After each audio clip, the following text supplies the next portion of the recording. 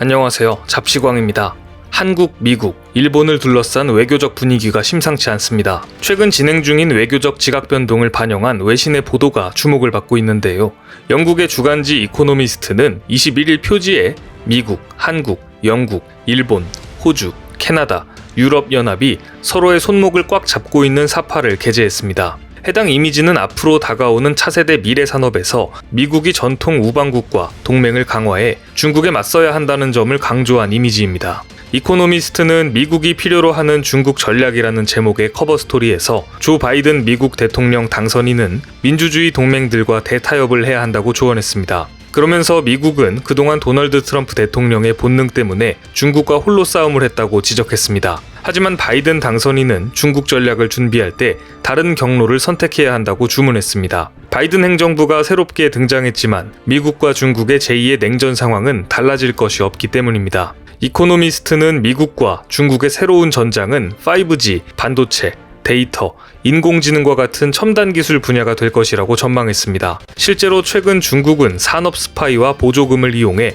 산업을 육성하고 1대1로를 통해 수출 계약을 진행해 중국 기술을 표준으로 만들려 하고 있습니다. 앞으로 맞이할 시대에서는 기술이 권력의 길이라는 것을 인지한 것입니다. 첨단 기술 경쟁에서 중국의 약진을 막기 위해서는 미국을 포함한 동맹국들이 협력해야 하는 상황입니다. 5G 시장에서 우위를 점하고 있는 한국은 특히 중요한 역할을 맡게 될 가능성이 높습니다. 뿐만 아니라 미국의 싱크탱크 전략국제문제연구소에서도 조 바이든 후보에게 한국의 중요성을 강조했습니다. 바이든 미국 대통령 당선인이 미중 협력을 모색할 것으로 전망하고 중국과의 관계 유지에 한미 동맹을 철저히 활용해야 한다고 제안한 것으로 보입니다. 존 햄리 소장은 바이든 행정부는 오바마 대통령이 시작하고 트럼프 대통령이 계승한 아시아 우선 외교 정책을 지속할 것이라며 한미 동맹에 강한 의지가 있다고 전했습니다. 그러면서 한국에게 미국과 중국은 둘 중 하나를 취해야 하는 절충의 문제가 아니라며 한미 동맹 유지를 강조했습니다. 중국이 한국의 경제적 이익에 부합하기 때문에 중국을 적절히 이용하면서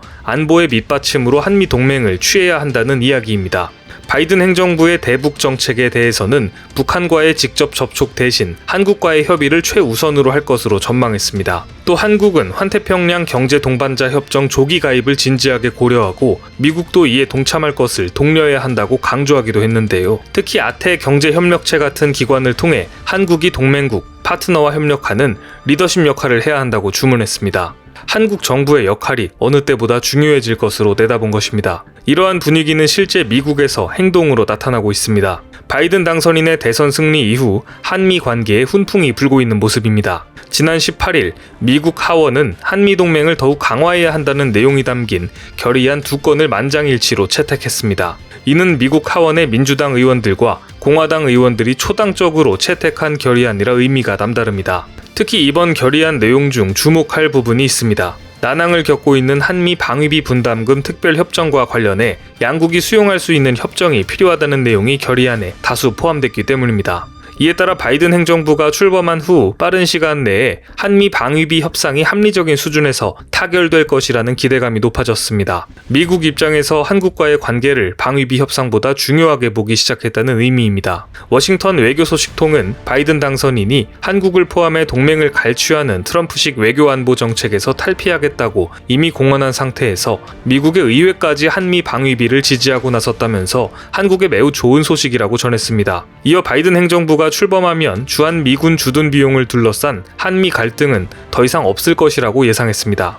미국 의회에서 이날 통과된 결의안의 주요 내용을 한번 살펴보겠습니다. 먼저 한미동맹의 중요성과 한국계 미국인의 공헌을 평가하는 내용이 결의안에 포함되어 있습니다. 이 결의안에서는 한국을 민주주의와 자유시장 경제, 인권, 법치주의라는 가치를 공유하는 동맹으로 규정해 눈길을 모으고 있습니다. 나머지 하나는 한국전쟁 발발 70주년인 올해 한미동맹이 상호 이익이 되는 글로벌 파트너 관계를 형성할 것을 강조하는 내용이 담겨 있습니다. 한미동맹이 글로벌 파트너십으로 전환한 것을 강조하는 결의안은 북한의 위협에 맞서 한미동맹이 아시아, 세계 평화와 안정을 위해 중요한 역할을 하고 있다고 평가했습니다. 그러면서 한국은 제2차 세계대전 이후 가장 위대한 성공 사례 중 하나이며 동북아에서 미국 외교 정책의 핵심 축이라고 평가하기도 했습니다. 이 결의안은 주한미군 주둔을 유지하는 것이 미국의 국익에 부합한다고 콕 집어 지적했는데요. 한미 양국이 진행하고 있는 방위비 분담금 협상을 우선시하고 합의 가능한 조건에 도달할 것을 촉구했습니다. 이 외에도 이번 결의안에는 최근 감염병 사태에서 양국이 협력한 것처럼 앞으로도 의학과 과학 분야에서 협력을 강화하자는 내용까지도 포함이 되어 있습니다. 미국의 의원들도 직접 움직이기 시작했습니다. 미 외교위 베라 의원은 결의안 통과 직후 성명을 내고 한국이 감염병 사태와 관련해 미국에 적지 않은 마스크를 기증한 사실을 거론했습니다. 그러면서 친밀한 우정의 전형이라며 앞으로 70년도 두 위대한 나라와 국민 사이의 강력한 파트너십을 기대한다고 밝혔습니다. 정치뿐만 아니라 산업 분야에서도 한국과 미국의 기술 협력이 더욱 강화되고 있습니다. 미국의 대표적인 상품 애플의 아이폰에서도 이 같은 모습이 포착됩니다. 모바일 기기 조사업체인 포말하우트 테크노솔루션이 아이폰 12를 분해한 결과 아이폰 12를 구성하는 부품 중 한국 제품 비중이 가장 큰 것으로 나타났습니다. 포말하우트는 아이폰 12의 원가를 373달러로 추정했는데 이 가운데 한국 부품의 가격 비율이 27.3%에 달했습니다. 다음으로 미국 부품이 2위였고 일본, 대만, 중국 순이었습니다. 한국의 높은 기술 수준을 전 세계가 인정하고 있는 것입니다. 하지만 일본은 한국과 정반대의 기류가 포착되고 있습니다. 먼저 미국과 일본은 본격적으로 방위비 분담 협상을 시작했습니다. 주일 미군 주둔비 분담의 근거가 되는 미일 방위비 특별협정은 5년마다 갱신되는데 내년 3월에 만료를 앞두고 있습니다.